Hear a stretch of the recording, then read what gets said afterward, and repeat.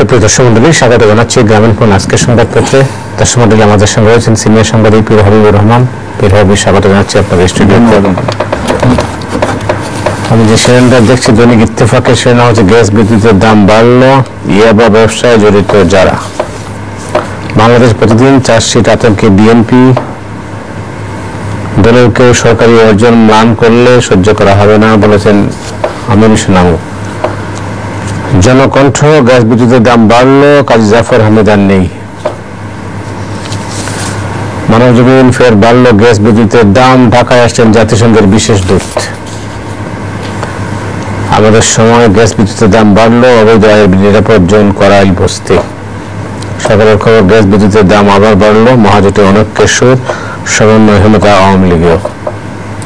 জায়গা দিন বাড়লো গ্যাস বিদ্যুতের দাম, বাড়বে পণ্যমূল্য, বাড়বে জীবনযাত্রার ব্যয়। মানব কণ্ঠ, বাড়লো গ্যাস ও বিদ্যুতের দাম, আইনশৃঙ্খলা পরিস্থিতি নিয়ে উদ্বিগ্ন সরকার। নয়া দিগন্ত, বিদ্যুৎ ও গ্যাসের দাম বাড়লো, কাজী জাফর আর নেই। ইনকিলাব, এক জননেতার বিদায়, বিদ্যুৎ ও গ্যাসের দাম বেড়েছে। কাগজ বার কাউন্সিলে জয়ী সরকার সমর্থকরা, দাম বাড়লো গ্যাস বিদ্যুতের। দিনকাল, সংখ্যালঘুরা অসহায়, মিলিগিদের বসেই সরকার তাছাড়া স্টিমুলা চালাচ্ছে, জামিনের উপর ফের আটকে খালেদা জিয়ার। আমাদের অর্থনীতি, গ্যাস বিদ্যুতের দাম বাড়লো, ভুয়া তাইয়ে নিরঙ্কুশ সংখ্যাগরিষ্ঠতা সরকারপন্থীদের। অনেক বার্তা, গ্যাস বিদ্যুতের দাম বাড়লো, প্রস্তাবমুখী মোদীর গুজরাট মডেল। সংগ্রাম, আবার বাড়লো গ্যাস বিদ্যুতের দাম, ক্ষুব্ধ গ্রাহকরা। বার কাউন্সিল নির্বাচনে সাদা প্যানেলের সংখ্যাগরিষ্ঠতা। আলোকিত বাংলাদেশ, গ্রাহক পর্যায়ে বিদ্যুৎ গ্যাসের দাম বাড়লো, মেট্রো রেলের কাজ শুরু হচ্ছে ফেব্রুয়ারিতে। পয়লা সেপ্টেম্বর থেকে গ্যাস বিদ্যুতের দাম বৃদ্ধি, পোশাক সরঞ্জাম সহ আরাকান আর্মি সহযোগী আটক। The independent, domestic gas prices up 50%। National express, gas power prices up again. আচ্ছা, সবকটা কাগজের শিরোনামে হচ্ছে বিশেষ করে গ্যাস আর বিদ্যুতের দাম বাড়ানোটা। এটা নানা দিক থেকে এই বিষয়টা নিয়ে দেখা হচ্ছে, বলা হচ্ছে যেটা বিশ্বব্যাপী যেখানে তেলের দাম কমছে অস্বাভাবিকভাবে, 40-এ কোটে আসছে, 40-এ আসছে, সেখানে এই বিদ্যুতের দাম, গ্যাসের দাম বাড়ানোটা কতটা যুক্তিযুক্ত? কিন্তু আপনার বিশেষজ্ঞরা পর্যন্ত সবাই বলছেন যে একটা বিষয় হলো যে আগে থেকে একটা আশঙ্কা ছিল বিদ্যুতের দাম কেন, জ্বালানি তেলের দাম কেন কমবে না, যেখানে দাবি উঠছে জ্বালানি তেলের দাম কমানোর জন্য। বিশ্ববাজারে জ্বালানি তেলের দাম কম, আর আমাদের বিদ্যুৎ তেল ভিত্তিক বিদ্যুৎ করা হয়েছে। বিদ্যুৎ একটি সেবা খাত, তো সেবা খাতকে সেবা পৌঁছে দিতে হলে সেখানে আপনার দাম কমবে, সেখানে দাম বাড়ে কেমনি? ঠিক আছে, দাম কমালেন না, দামটা সেই পর্যায়ে রাখেন যেটা ছিল সহনীয় পর্যায়ে। এমনিতেই কুইক রেন্টালের চাপ আমরা বুক করছি, সুবিধা যেমন পাচ্ছি আমরা, মূল্য বৃদ্ধির এটাও পাচ্ছি, কিন্তু যেহেতু আপনার তেল ভিত্তিক, সুতরাং এটা বাড়ার কোনো যৌক্তিক কারণ নাই। যেমন অনেকে বলছেন বিশেষজ্ঞরা যে গ্যাসের দামটা বাড়াটা সঙ্গত, কারণ গ্যাসের দাম কম, ভবিষ্যতে গ্যাস আমদানি করতে হতে পারে আমাদেরকে। এই ক্ষেত্রে এখন কি হবে? এখন আমাদের উৎপাদন, বিশেষ করে রপ্তানিমুখী যে শিল্প, সেখানে আমার উৎপাদন ব্যয় বাড়বে, এমনকি আমাদের কৃষিখাতে সেচ পর্যন্ত গিয়ে এটা প্রভাব ফেলবে। এবং গণপরিবহন তো রয়েছে, গ্যাস এবং বিদ্যুৎকে যতই বলুন যে গ্যাসের দাম বাড়াটা আপনার স্বাভাবিক হতে পারে, কিন্তু তারপরে তো সাধারণ মানুষ, গরিব মানুষের উপরে তো এটা প্রভাব পড়বে, এবং গণপরিবহনের যে প্রভাবটা পড়বে এটা তো অস্বীকার করার কোনো সুযোগ নাই। এখন ভাড়া বাড়বে, বাস ভাড়া বাড়বে, আপনার প্রোডাকশন ব্যয় বাড়বে, রপ্তানি খাতের শিল্পের যে জায়গাটা সেটা ঝাঁকুনি খাবে। এখন এমনিতেই সরকার সবসময় বলেন যে আসলে বিরোধী দলের হরতাল, অবরোধ সবকিছু মিলিয়ে দেশে আপনার অর্থনৈতিক বিপর্যয় হয়েছে, বিরোধী দল অর্থনৈতিক ক্ষতি করেছে, কিন্তু এটা কাটিয়ে ওঠার জন্য তাহলে ব্যবসায়ীদেরকে আপনি সেই সুযোগ করে দেবেন, বা সাধারণ মানুষকে সেই লোকসান পুষিয়ে ওঠার সেই জন্য সরকার তো পাশে দাঁড়াবেন। কিন্তু সরকার যখন এইভাবে, যেখানে আন্তর্জাতিক বাজারে তেলের দাম কম, সেখানে হুট করে বাড়িয়ে দেওয়া, বিদ্যুতের দাম বাড়িয়ে দেওয়া, এটা কখনোই যুক্তিসঙ্গত নয়। এবং রেগুলেটরি কমিশন 90 কার্যদিবসের যে শুনানি, সেটা শেষ না হওয়ার আগেই আপনার হঠাৎ করে বিদ্যুতের দামগুলো বাড়িয়ে দিয়ে মানুষকে চমকে দেন নাই, মানুষকে ক্ষুব্ধ করেছেন, এবং সব মহলে তীব্র প্রতিক্রিয়া দেখা দিয়েছে। একজন রাজনীতিবিদের বিদায়, কাজী জাফর আহমেদ আমাদের মধ্যে নেই। আপনি জানেন যে ওনার রাজনৈতিক ক্যারিয়ার কিরকম ছিল, আপনি অনেকদিন রিপোর্টিং করেছেন। আসলে আপনার সাথে ওনার ঘনিষ্ঠতা ছিল বাংলাদেশের। তিনি একজন, প্রথম জিনিস হলো যে তিনি একজন আপাদমস্তক রাজনীতিবিদ ছিলেন। হাসপাতালেই থাকুন, বাসার শয্যায় থাকুন, সারাটা সময় সে তার শরীর চলুক আর না চলুক, তিনি সারাক্ষণ তার মাথাটা রাজনীতির ঘিরেই থাকতো। যেন রাজনীতি তার প্রাণ, রাজনীতি তার সত্তা, রাজনীতি তার অস্তিত্ব। 60-এর দশকের একজন তুখুর ছাত্র নেতা, শিক্ষা আন্দোলনের অগ্রভাগের নেতা, এবং তিনি আপনার 55 সালে তিনি রাজশাহী কলেজে তার পিতা পাঠিয়েছিলেন যাতে ঢাকায় না আসে, তিনি যাতে ছাত্র রাজনীতির সঙ্গে সংশ্লিষ্ট না হন। সেখান থেকে তিনি ছাত্র ইউনিয়নের রাজনীতিতে সংশ্লিষ্ট হন এবং পরবর্তীতে তিনি যখন বিভক্ত হলো মস্কোপন্থী আর চীনাপন্থী, তার ধারাটা চীনার দিকে গেল এবং মুসলিম জননেতা মৌলানা ভাসানের স্নেহ সান্নিধ্যে তিনি তার সঙ্গে গেলেন এবং গণরাজনীতিতে এসে তিনি নেপেরও সাধারণ সম্পাদক ছিলেন, চীনাপন্থী নেপের মৌলানা ভাসানের সঙ্গে। এমনকি তিনি আপনার শ্রমিক সংগঠন করেছেন এবং তার নেতৃত্বে বা তার ডাকে একসময় পল্টন উন্মুখর হতো। এবং পরবর্তীতে তিনি ইউপিপি করেছেন। জিয়াউর রহমান, সেনাসচিব জিয়াউর রহমান যখন জাগদল গঠন করেন, সেই ফ্রন্টে জাতীয়তাবাদী গণতান্ত্রিক ফ্রন্টে তিনি যোগ দিয়েছিলেন ইউপিপি নিয়ে। পরবর্তীতে যখন জাগদল করে জাতীয়তাবাদী দল করতে গেলেন জিয়াউর রহমান, তখন তিনি বেরিয়ে যান।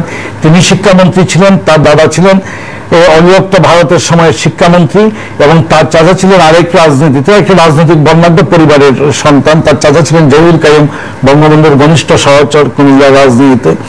এবং এই মানুষটাকে নিয়ে অনেক বিতর্ক আছে। তাকে একসময় চিনি জাফর বলা হয়েছে, তাকে নিন্দিত করা হয়েছে, বলা হয়েছে আমেরিকায় তার শপিং মার্কেট আছে, তারপরে অনেক সম্পদের পাহাড় করেছেন। কিন্তু বিদায় বেলা এই মানুষটা একদম রিক্ত নিঃস্ব হয়ে গেছে। পরবর্তী জীবনে তাকে কেউ দেখতে গেলে তার স্বজনরা তার জন্য যে ব্যয়বহুল ওষুধপত্র, সেই ওষুধপত্র নিয়ে যেতেন তাকে দেখার জন্য। এবং বারবার তিনি একবার ক্লিনিক্যালি বেডও হয়েছিলেন। তারপরে তিনি সেখান থেকে প্রায় 2 মাস আপনার কমায় থাকার পরে উঠে আসছিলেন। আমরা তার বর্ণাঢ্য জীবন এবং তার আত্মার মাগফিরাত কামনা করছি। এবং এই মানুষটা এতই ছিলেন, তার একটা রাজনৈতিক সংস্কৃতি ছিল, যেমন তিনি রাজনৈতিক মত পথের ভিন্নতা থাকলেও সবার সঙ্গে একটা সৌহার্দ্যের সম্পর্ক তিনি ধরে রাখতেন। তিনি তার সঙ্গে আমি তো 60-এর দশকের নেতাদের সঙ্গে বেশি নিবিড়ভাবে চলাফেরার চেষ্টা করেছি, কাছে যাওয়ার চেষ্টা করেছি এবং দেখেছি যে তিনি বলতেন, যেমন শেখ ফজলুল হক মনি যখন ছাত্রলীগের সাধারণ সম্পাদক, তিনি ছাত্র ইউনিয়নের সভাপতি, তো তারা ব্যক্তিগত জীবনে বন্ধু ছিলেন। যখন বাকশাল গঠন হলো, একদলীয় বাকশাল, তখন শেখ ফজলুল হক মনি তাকে বলছিলেন যে তুমি আমাদের সঙ্গে চলে আও, একটা স্টিয়ারিং কমিটি হবে, শেখ আলম খান, আমরা সবাই মিলে দেশটাকে গড়ি। তো তিনি বলছেন যে এই রাজনীতিতে আমরা যেতে পারি না, আমি এখন আন্ডারগ্রাউন্ডে চলে যাচ্ছি। তখন তিনি বলছেন যে আমি টের পাচ্ছি শেখ মনি তার ঘরের বাজারের টাকা থেকে, বউয়ের হাত থেকে আমাকে 7,000 টাকা এনে দিল। সেই সময় 7,000 টাকা অনেক টাকা 75 সালে, এবং এটা নিয়ে তিনি আন্ডারগ্রাউন্ড রাজনীতিতে চলে গেলেন। এই যে সৌহার্দ্যের জায়গা। তারপরে মনে করেন বললেন যে এই স্বাধীনতা উত্তরকালে টঙ্গীতে যখন আওয়ামী লীগের অফিস পুড়িয়ে দিল তার লোকজন, এটা সংঘর্ষের প্রেক্ষাপটে, তখন বঙ্গবন্ধুকে তখন পুলিশ গুলি করছে, গুলি বর্ষণ করছে, সংঘর্ষ ছড়িয়ে পড়ছে। এই মুহূর্তে তিনি সরাসরি বঙ্গবন্ধুকে টেলিফোন করেছেন এবং বঙ্গবন্ধু বলছেন, তোমার এত বড় সাহস, তুমি আমার অফিস আইয়ুব খান পোড়াতে পারে নাই, তুমি পুড়িয়ে দাও বলে আবার বঙ্গবন্ধু তাকে ওই গুলি বর্ষণের মুখ থেকে তাকে উদ্ধার করেছিলেন। এই যে জিনিসগুলো, তার জীবনটা আসলে বর্ণাঢ্য। এবং তিনি রাজনীতির পরবর্তীতে তিনি এরশাদের সেনাশাসক এরশাদের সঙ্গে যোগ দিয়ে তিনি প্রধানমন্ত্রীও হয়েছিলেন এবং সর্বশেষ 5ই জানুয়ারি নির্বাচন গিয়ে এরশাদের সঙ্গে তার অবস্থান আলাদা হয়ে যায়। এবং আজকে ওনার জানাজা হবে এবং দাফন হবে সংসদ প্লাজায়, এবং আমরা তার আত্মার মাগফিরাত কামনা করি। একটি যত বিতর্কিত থাকুক মানুষ দোষে মন্দে, তবে বাংলাদেশের ইতিহাসের একটি নক্ষত্রের বিদায় ঘটল। বাংলাদেশ প্রতিদিনের দেশের হচ্ছে চার্জশিট আতঙ্কে বিএনপি, আর 2 সপ্তাহে কয়েক হাজার নেতাকর্মীর নামে অভিযোগপত্র, মামলা চলছে দ্রুত গতিতে। এটা হলো বাংলাদেশ প্রতিদিনের রিপোর্ট। আমি এই প্রসঙ্গটা বলে রাখি, খালেদা জিয়ার তরফে একটা বিবৃতি এসেছিল সন্ধ্যায়, রাতে আবার প্রত্যাহার হয়েছে, যাই না কি কারণে।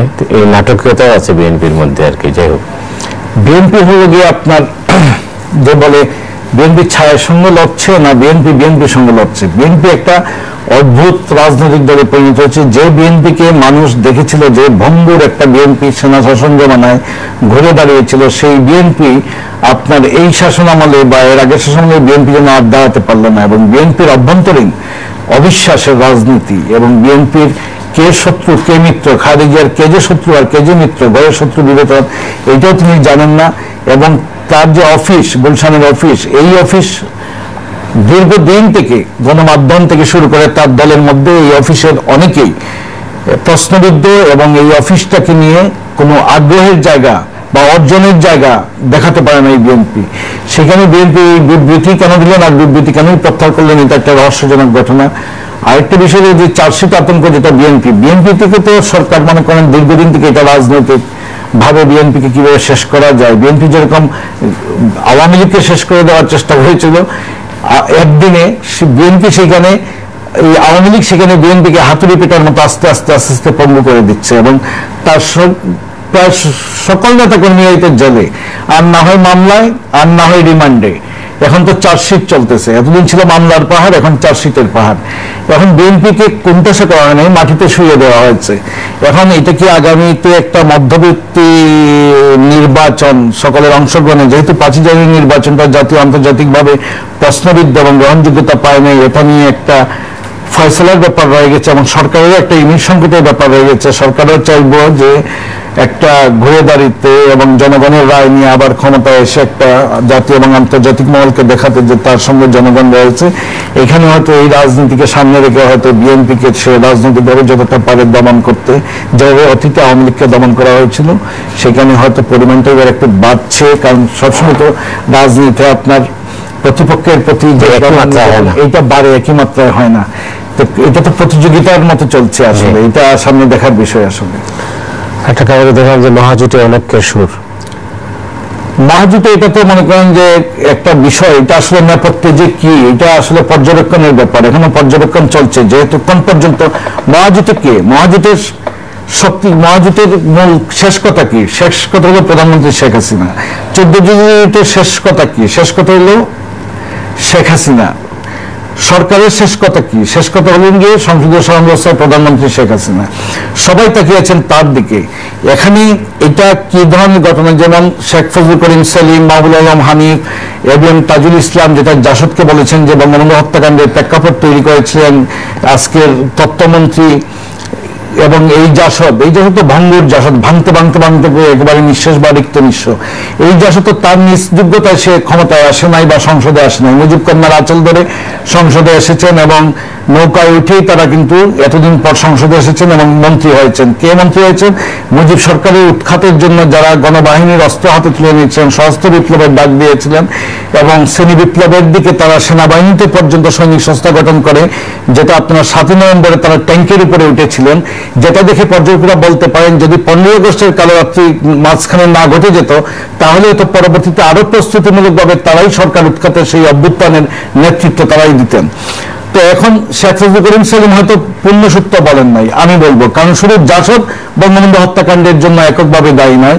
কারণ সেদিন পূর্ব বাংলার সরবরাহ পার্টির যে অস্থির অশান্ত রাজনীতি, যে অন্ধকার রাজনীতি, তারপর সেদিনের কমিউনিস্ট এবং সিপিবির যে আনুগত্য এবং দাসত্বের রাজনীতি সরকারের সঙ্গে, যে পরকীয়া সম্পর্ক থেকে একেবারে হেরমে প্রবেশ করে ফেলা, এবং আওয়ামী লীগ এবং বঙ্গবন্ধুর রাজনীতি, যে রাজনীতি আজীবন ছিল গণতন্ত্রের রাজনীতি, মানুষের বুক ভরে শ্বাস নেওয়ার রাজনীতি, মানুষের মুক্ত কণ্ঠে কথা বলার রাজনীতি, সেই রাজনীতিকে কবর দিয়ে একদলীয় ব্যবস্থার যে রাজনীতি, সেটিও ছিল আত্মঘাতী। এবং বিশ্বময়ের যে ঠান্ডা যুদ্ধের সময়ে সেইখানে যে অবস্থানগত দিক থেকে যাদের প্রেসক্রিপশন নেওয়া হয়েছিল, সেটা হয়েছিল ভুল বলা যায়। কারণ ওই প্রেসক্রিপশনের কেউই কখনো কোথাও দাঁড়াতে পারেন না। এবং বঙ্গবন্ধু একজন জাতীয়তাবাদী নেতা এবং দেশপ্রেমিক, যিনি বাংলাদেশের উপকার স্বপ্নদ্রষ্টা এবং বাংলাদেশের স্থপতি, তাকে পরিবার পরিজন সহ আমরা হারিয়েছি। আজকের বাংলাদেশে খালি অনেককে শূন্য নয়, খুদ আওয়ামী লীগের মধ্যে 14 দলের মনে করেন এটা কি ভঙ্গুর অবস্থা, নাকি 14 দলকে আগামী মধ্যবর্তী নির্বাচন সামনে রেখে বের করে দেওয়ার জন্য একটা ফ্রন্ট তৈরি করার জন্য, মঞ্চ তৈরি করার জন্য বিরোধী দলের কৌশল হতে পারে কিনা, এটা একটু কয়েকদিন দেখার বিষয়। কারণ এখন পর্যন্ত এটা তো 14 দিনের একটা আনুষ্ঠানিক মিটিং আসতেই পারে, প্রধানমন্ত্রী বললেই একটা বৈঠক হয়, এটা উনি 4 চক্রে সবাইকে ডেকে এটা শেষ হয়ে যেতে পারে, এটা খোলাসা হতে পারে। কিন্তু এটা ক্রমশ ঘনীভূত হচ্ছে। যখন ঘনীভূত হয় আমাদের কৌতূহল বাড়ে, আগ্রহ বাড়ে, আমরা সেখান থেকে কথা বলি এবং পর্যবেক্ষণ। মনে করেন এটা এক ধরনের আত্মঘাতী, এটা মনে করেন হাসিনাও তিনি বলছিলেন যে যদিও তিনি কখনোই নিজের যোগ্যতায় বা দলের যোগ্যতায় সংসদে আসতে পারেন নাই, তিনি বলছিলেন যে রাজনীতিতে বিএনপি নেত্রী, যিনি 2বার প্রধানমন্ত্রী হয়েছিলেন গণরায়ে, তাকে রাজনীতিকে মাইনাস করবেন। আমার কেন মনে হচ্ছে সরকার থেকে আপাতত আসনাকে মাইনাস করে আগামীতে এই 14 দলের অংশটাকে একটা ফ্রন্ট করে দেওয়া, যেটা এরশাদও বলেছেন। যে এরশাদ কে? এরশাদ বলেন যে সরকারের পার্টনার, এরশাদ আলমগীর প্রধানমন্ত্রীর বিশেষ দূত, তিনি বলেছেন যে এই সরকার গণমাধ্যমের কণ্ঠ রোধ করেছে, গণমাধ্যম কথা বলতে পারছেন না, মুখ খুলে কথা বলতে পারছে না। তো এটা তো সব কথারই তো একটা সত্যতা আছে, অর্ধসত্য হতে পারে বা পূর্ণ সত্যের কাছাকাছি নাই থাকুক, কিন্তু আমি বলবো যে ওই সময় যে পরিস্থিতি, এখানে মনে করেন এটা এখন পর্যবেক্ষণের ব্যাপার। কারণ একজন মন্ত্রী, সরকার একজন মন্ত্রীকে যখন তার জাতির নেতার আত্মা, বঙ্গবন্ধু হলো আওয়ামী লীগ এবং এই সরকারের আত্মা, তার আত্মাকে হত্যা করার অভিযোগে যখন একজন মন্ত্রীকে দলের শীর্ষ নেতারা অভিযুক্ত করেন, তখন এটা যদি ফয়সালা না হয়, তাহলে এখান থেকে অবশ্যই আপনার দেখার বিষয় যে এটার নেপথ্যে নিশ্চয়ই কিছু রয়েছে, রহস্য কিছু থাকলেও রহস্য থাকবেই, শিওর। এবং আপনি দেখেন আওয়ামী লীগের সাধারণ সম্পাদক সৈয়দ আশরাফুল ইসলাম, তিনি দায়িত্বশীল কথাবার্তা সবসময় বলেন, এবং তিনি কিছু এর আগে বলেছেন যে ক্ষমতা বঙ্গবন্ধুকে রক্ষা করতে পারে নাই, এবং গতকালও তিনি বলেছেন যে আওয়ামী লীগের নেতা কর্মীদের এই আপনার খাই খাই মনোভাব থেকে সরে এসে আত্মঘাতী যে দ্বন্দ্ব আজকে আওয়ামী লীগ সারা দেশে, আজকে তো বিএনপি আওয়ামী লীগের মাথা ব্যথার কারণ নয়, আজকে আওয়ামী লীগের মুখোমুখি আওয়ামী লীগ, মাঠ পর্যায়ে আভ্যন্তরীণ দ্বন্দ্ব এবং কর্তৃত্বের লড়াইয়ে আওয়ামী লীগ যেভাবে সহিংসতায় লিপ্ত, শোকাবহ আগস্টের 15 আগস্টের দিনে সেখানে তারা সহিংসতায় লিপ্ত হয়ে একজন আরেকজনকে খুন করছে, রক্তের হুলি খেলা চলছে। এইখান থেকে বেরিয়ে আসার কথা বলছেন ইস্পাত কঠিন ঐক্য, আসলে দলের ঐক্য দিয়ে হয় না, জনগণের ঐক্যের কোনো বিকল্প নাই, একমাত্র শক্তি হলো জনগণ। সুতরাং আজকে আওয়ামী লীগ নেতৃত্বকে রিয়েলাইজেশন করতে হবে কিভাবে তারা জনগণের শক্তিতে তারা শক্তিমান হবেন। আপনাকে অনেক ধন্যবাদ। দর্শক আজ এখানে শেষ করছি, আগামীকাল আবার দেখা হবে। শুভরাত্রি।